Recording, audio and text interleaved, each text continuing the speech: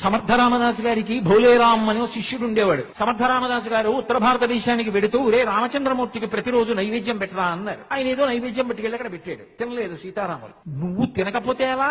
నా కోసం కాదు, మా గురువు గారు చెప్పారు తినన్నాడు. ఆయన తినలేదు. నువ్వు తినకపోతే నేను గురువు గారికి ఇచ్చిన మాట పోతుంది, తింటావా తినవా అన్నాడు. ఆయన ఊరుకున్నాడు. ఆయన తల కొట్టేసుకోవడం మొదలెట్టాడు. మా గురువు గారికి తెలిస్తే ఏమైపోతాను, నేను గురువు గారికి ఇచ్చిన మాట పోయిందని తల కొట్టుకున్నాడు. వెంటనే గబగబా రాముడు సీతమ్మ తినేశారు. అంతా తినేశాక మా గురువు గారు మిగిలిన ప్రసాదం తినేసేవారు. అంతా తినేశారు, నేనేం తినాలన్నాడు. అయ్యి బాబో ఇదొక్కడ కూడా నీకు అట్టేసి పెడతానని సీతమ్మ అట్టేసి పెట్టింది. తీరా అట్టేసి అరిటాకులో పెట్టాకన్నాడు. మా గురువు గారికి అట్లంటే చాలా ఇష్టం, నేను మా గురువు గారికి పెట్టకుండా తిన్నా, మా గురువు గారి దగ్గరికి ఎడతానని పరిగెత్తడం మొదలెట్టాడు. ఇదే గురువు గారు కాశీ వెళుతున్నారా, ఎక్కడికో వెళ్ళిపోయేటప్పటికి నువ్వు ఎప్పటికట్టట్టు కడతావు, తినరా నాయన అంది సీతమ్మ.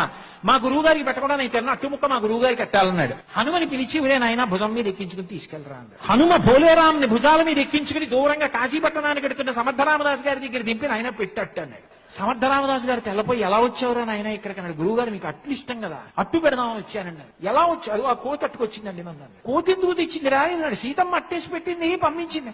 ఒరే కోతి ఏమిట్రా హనుమరా, మహానుభావుడు భుజాల మీద ఎక్కువచ్చా. గురువు గారు హనుమో సీతమ్మో పక్కకు వదిలేయండి, మీకు అట్టిట్టేనా లేదా నాకంతే. సమర్థరామదాసు గారు అట్టుముక్క తిన్న తర్వాత మళ్ళీ హనుమ భుజాల మీద కూర్చుని మళ్ళీ దేవాలయానికి వెళ్ళిపోయాడు. ఆయన పోనీ గురువు గారు తేలలేదు. గురువు మాట, గురువు గౌరవం అంతే.